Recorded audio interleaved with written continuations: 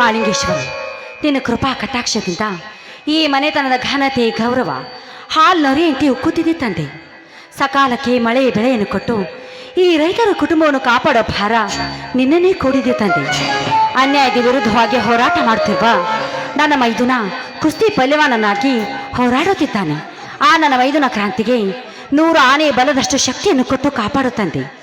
ಆದಷ್ಟು ಬೇಗ ನನ್ನ ತಂದೆ ತಲೆ ಮೇಲೆ ಅಕ್ಷತೆ ಕಾಯಿ ಹಾಕಿ ಅವಳು ಮದುವೆ ಮಾಡಿ ತನ್ನ ತಲೆ ಮೇಲಿನ ಭಾರವನ್ನು ಕಡಿಮೆ ಮಾಡಿಕೊಳ್ಬೇಕಂತ ನನ್ನನ್ನ ಭೀಮರಾಯ ಆಸೆ ಪಡುತ್ತಿದ್ದಾನೆ. ನನ್ನ ಆಸೆಯನ್ನು ಆದಷ್ಟು ಬೇಗ ನೆರವೇರಿಸು ತಂದೆ. ಅದು ಅಲ್ಲದೆ ನನ್ನ ಚಿಕ್ಕ ಮೈದುನ ಕರ್ಣ ಚಿಕ್ಕ ವಯಸ್ಸಿನಲ್ಲಿ ಮನೆ ಬಿಟ್ಟು ಹೋಗಿದ್ದಾನೆ. ಅದೇ ಚಿಂತೆಯಲ್ಲಿ ನನ್ನ ಪತಿ ದೇವರು ದಿನನಿತ್ಯ ಕೊರಗಿ ಸಣ್ಣಾಗಿ ಹೋಗುತ್ತಿದ್ದಾರೆ. ಆದಷ್ಟು ಬೇಗ ನನ್ನ ಮೈದುನ ಈ ಸಂಸಾರದ ಗೂಡು ಸೇರುವಂತೆ ಕರುಣಿಸಿ ಕಾಪಾಡು ತಂದೆ, ಕರುಣಿಸಿ ಕಾಪಾಡು.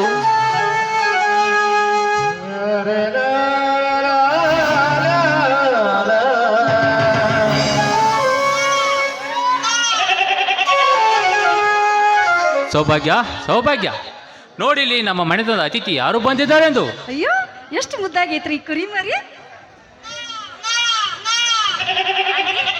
ಆ ಕುರಿ ಹಿಂಡಿನಿಂದ ಈ ಕುರಿ ಮರಿಯನಾಗ್ಲಿಸಿ ಯಾಕ್ರಿ ತಂದ್ರಿ ನೀವು? ಹುಚ್ಚಿ, ನನಗೆ ಮರು ಹೆಚ್ಚು ಅಂತ ಕಾಣುತ್ತದೆ. ನೀನೇ ಹೇಳಿಲ್ಲವೇ ನಮ್ಮ ಮಹಾಲಕ್ಷ್ಮಿ ಪೂಜೆ ಇದೆ, ಬೇಗನೆ ಬಂದು ಬಿಡಿ ಅಂತ. ಅದಕ್ಕೆ ಈ ನಮ್ಮ ಮನೆ ಕುಲದೇವತೆಯಾದ ಈ ಕುರಿಮರಿಯನ್ನು ಕರೆದುಕೊಂಡು ಬಂದಿದ್ದೇನೆ. ಮೆಚ್ಚಿದೆ. ಈ ನಿಮ್ಮ ಆತ್ಮವಿಶ್ವಾಸದ ಮಮಕಾರದ ಮಾತಿಗೆ ನಾನು ಮೆಚ್ಚಿಕೊಂಡೆ. ಈ ಕುರಿಮರಿ ಅಂದ್ರೆ ಈ ರೈತರ ಕುಟುಂಬಕ್ಕೆ ಮಹಾಲಕ್ಷ್ಮಿ ಇದ್ದಂತೆ. ಸರಿಯಾದ ಸಮಯಕ್ಕೆ ಮಹಾಲಕ್ಷ್ಮಿಯನ್ನು ಕರೆದುಕೊಂಡು ಬಂದಿದ್ದಾರ. ಮೊದಲು ಈ ಲಕ್ಷ್ಮೀ ದೇವಿ ಪೂಜೆ ಮಾಡಿ ಆಮೇಲೆ ಮುಂದಿನ ಕೆಲಸ ಮಾಡ್ತೀನಿ. 1 ನಿಮಿಷ ತಡೆಯಿರಿ.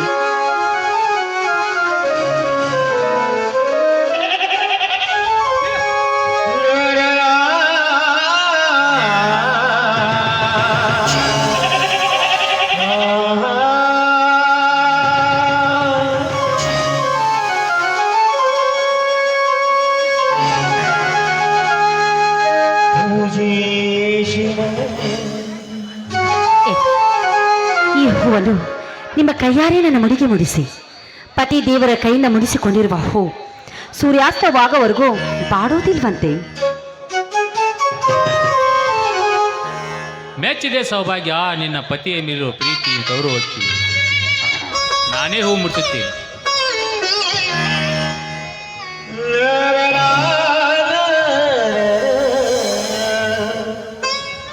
ಸೌಭಾಗ್ಯ, ನೀನು ದಿನಾಲು ಈ ರೈತನ ಬೆನ್ನೆಲುಬಾದ ನೇಗಿಲಿಗೆ ಪೂಜೆ ಪುನಸ್ಕಾರ ಮಾಡಿ ಪ್ರಾರ್ಥನೆ ಮಾಡಿಕೊಳ್ಳುತ್ತಿರುವೆಯಲ್ಲ,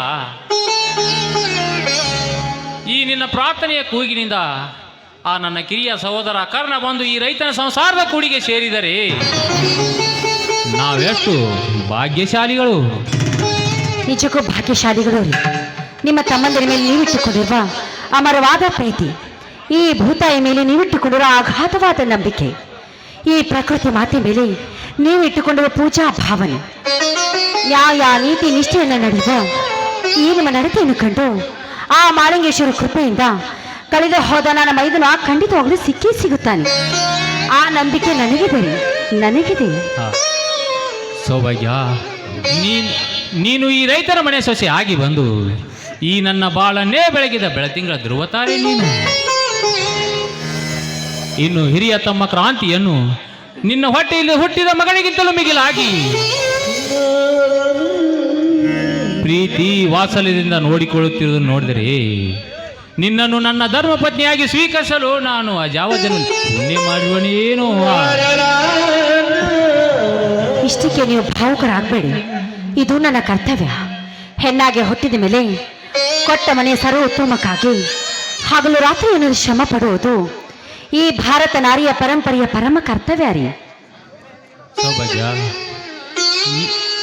ನೀನು ಎಷ್ಟು ಮಾಡಿದರೂ ಕಲಿತವಳು, ನನಗಿಂತ ಹೆಚ್ಚು ಜ್ಞಾನವುಳ್ಳವಳು. ಹೋಗಲಿ ಬಿಡು. ನನ್ನ ತಮ್ಮ ಕ್ರಾಂತಿಯಲ್ಲಿ ಇವತ್ತು ನೂಲು ಹುಣ್ಣಿಮೆ ಅಲ್ವಾ, ಅದಕ್ಕೆ ನನ್ನ ಭೀಮರಾಯನನ್ನು ಕರೆದುಕೊಂಡು ಬರ್ತೀನಿ ಅಂತ ಹೋದವನು ಇಷ್ಟೊತ್ತಾದ್ರೆ ಇನ್ನೂ ಬಂದೇ ಇಲ್ಲ ನೋಡ್ರಿ. ಓಹೋ, ಹಾಗಾದರೆ ಮನೆಯಲ್ಲಿ ಯಾರೂ ಇಲ್ಲ.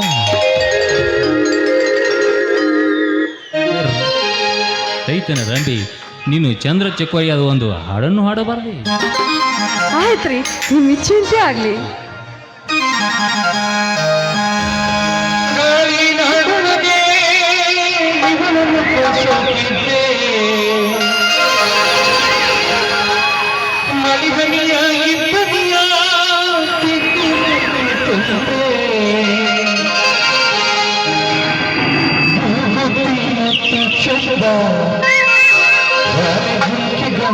ಚಂದ ಕಾಸಗಲ ಬಟ್ಟು ಚಂದ ಜಡೆ ಜುಟ್ಟು ಚಂದ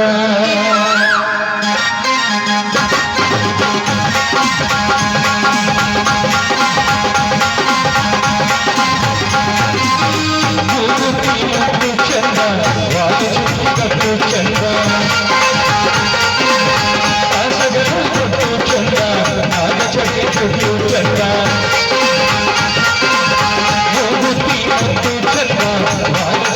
ಚುಟ್ಟು ಚಂದ ಕಾಸಗಲ ಬಟ್ಟು ಚಂದ ಜಡೆ ಜುಟ್ಟು ಚಂದ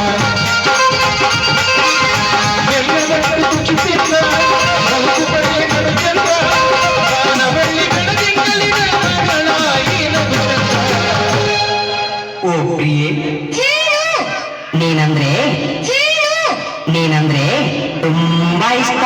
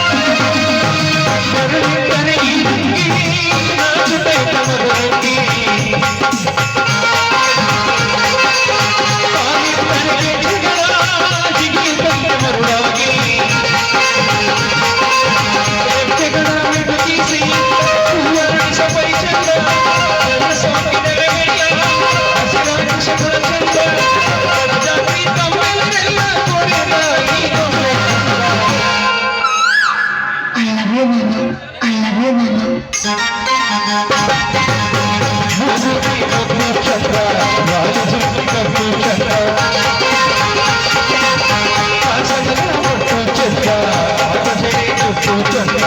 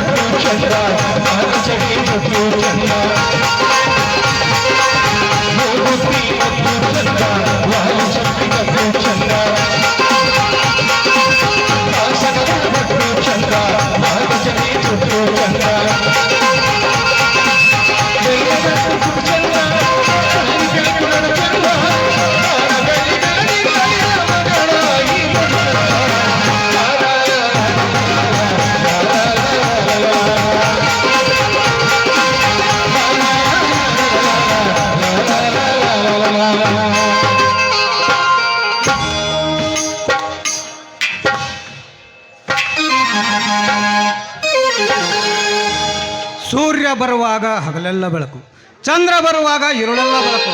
ಆದರೆ ಪ್ರೇಮ ಲೋಕದಲ್ಲಿರುವ ಪಾರ್ವತಿ ಪರಮೇಶ್ವರ ಹೊತ್ತ ಅಣ್ಣ ಹತ್ತಿಗೆ ಬರುವಾಗ ഇരുಳೆಲ್ಲ ಬೆಳಕು. ಮೈದ್ನಾ ನಂದೇನು ತಪ್ಪಿಲ್ಲಪ್ಪ. ನಿಂತಾರಲ್ಲಿ ಮನ ಎಲ್ಲ ಅವ್ರದೇ ಚಪಲತೆ, ನಂದೇನಿಲ್ಲಪ್ಪ. ಚಪಲತೆ ಏನು ಹೌದು ನಿಜ.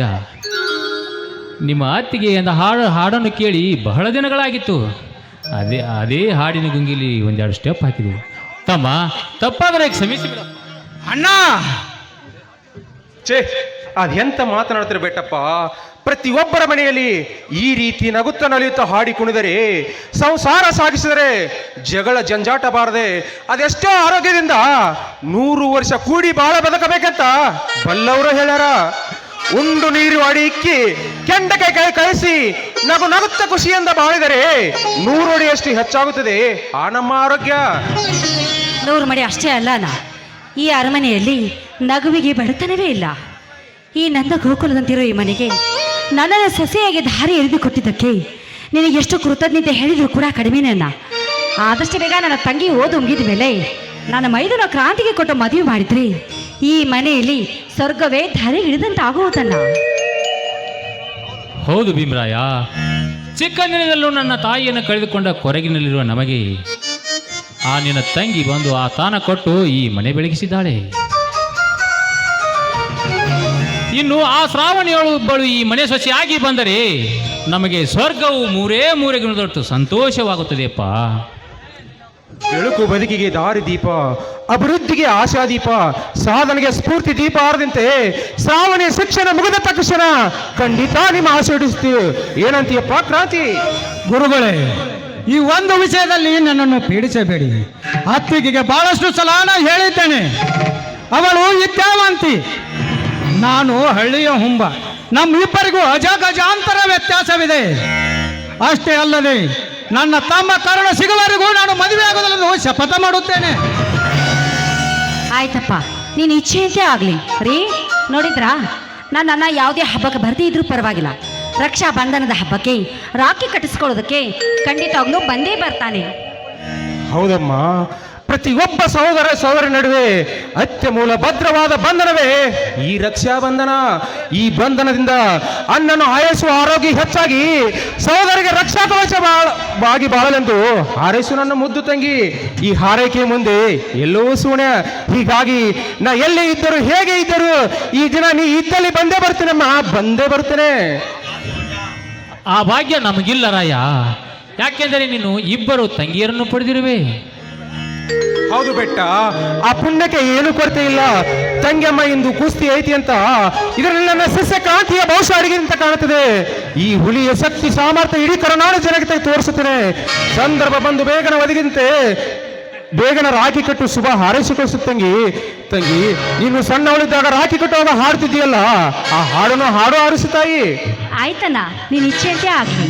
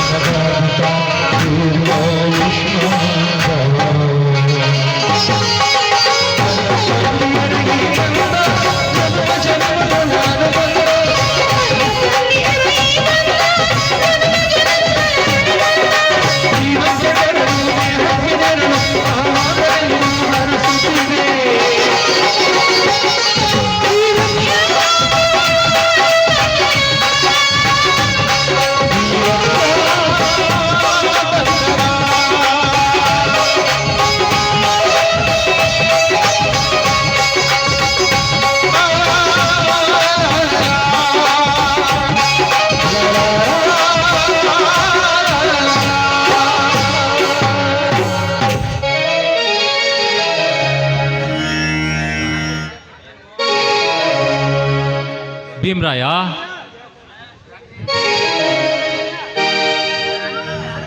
ಭೀಮರಾಯ, ಈ ಸಂತೋಷದ ಸಮಯದಲ್ಲಿ ನಿನಗೊಂದು ಖುಷಿ ಸುದ್ದಿ ಹೇಳೋದೈತಪ್ಪ. ಖುಷಿ ಸುದ್ದಿ ಅದೆಂತದಪ್ಪ? ಈ ಸಂತೋಷಕ್ಕಿಂತ ಮಿಗಿಲಾದ ಖುಷಿ ಸುದ್ದಿ. ಸೌಭಾಗ್ಯ, ನೀನೇ ಹೇಳ್ತೀಯೋ ಅಥವಾ ನಾನೇ ಹೇಳಲು? ನಾವು ಅಲ್ರಿ, ನಂಗೆ ನಾಚಿಕೆ ಆಗ್ತೈತಿ, ನೀವೇ ಹೇಳ್ರಿ. ಓಹೋ, ಅಣ್ಣನ ಮುಂದೆ ಹೇಳೋದಕ್ಕೆ ನಾಚಿಕೆ ಪಡ್ತಿದ್ದೀಯಾ? ತಮ್ಮ ಕ್ರಾಂತಿ, ಭೀಮರಾಯ, ನಿಮ್ಮ ಮುಂದೆ ಹೇಳಲಾರದೆ ಮತ್ತಾರ ಮುಂದೆ ಹೇಳಲಪ್ಪ. ಸೌಭಾಗ್ಯ ಈಗ 3 ತಿಂಗಳ ಗರ್ಭಿಣಿ. ಭೀಮರಾಯ, ನೀನು ಮಾವ ಆಗ್ತಾ ಇದೀಯ. ಕ್ರಾಂತಿ, ನೀನು ಕಾಕ ಆಗ್ತಾ ಇದೀಯ ಕಣು. ಓಹೋ, ನಾನು ಕಾಕ ಆಗುತ್ತೇನೆ. ಏಳು ಎದ್ದೇಳು ಹುಲಿ. ಕೆಳಗಿಳಿಸು. ಇದೇನು ಕುಸ್ತಿಕರ ಐತೇನೋ? ನಾನೇನು ಕಡಿಮೆ ಆಗುತ್ತೇನೇನೋ? ನಾನು ಸೋದರ ಮಾವ ಆಗುತ್ತೇನೆ. ತಂಗಿಯಮ್ಮ, ಇಂಥ ಸಂದರ್ಭದಲ್ಲಿ ನನ್ನ ಅಣ್ಣನಿಗೆ ಮರೆಯಲಾಗದ ಕಾಣಿಕೆ ಕೊಟ್ಟೆಮ್ಮ, ಮರೆಯಲಾಗದ ಕಾಣಿಕೆ ಕೊಟ್ಟೆ. ತಂಗಿ, ಅಳದಿರು. ತಾಯಿ ಇಲ್ಲದ ತವರಿನಲ್ಲಿ ಕೊರತೆ ಬಾರದಂತೆ ನಿನ್ನ ಚೊಚ್ಚು ಹೇರಿಗೆ ನನ್ನ ಮನೆಯಲ್ಲೇ ಮಾಡಿಸುತ್ತೇನೆ. ಸೀಮಂತ ಕಾರ್ಯ ಧಾಮ್ಧೂಮಗೆ ಮಾಡಿಸುತ್ತೇನೆ. ಅಷ್ಟೇ ಇಲ್ಲ ತಂಗಿಯಮ್ಮ, ನನ್ನ ಅಳಿಯನಿಗೆ ಹಾಲುಗಡಗ, ಬೆಳ್ಳಿ ಉಡ್ದಾರ, ಬಂಗಾರ ಚೈನ ಮಾಡಿಸುತ್ತೇನೆ. ಅಷ್ಟೇ ಅಲ್ಲ, ನನ್ನ ಅಳಿಯನೇ ಬೆಳ್ಳಿ ತೊಟ್ಟಿಲ್ದಾಗ ಹಾಕಿ ತೂಗಿಸುತ್ತೇನೆ ತಂಗಿಯಮ್ಮ, ಬೆಳ್ಳಿ ತೊಟ್ಟಿಲ್ದಾಗ ಹಾಕಿ ಕುಸುತ್ತೇನೆ. ಖುಷಿನ ತಾಯಿ?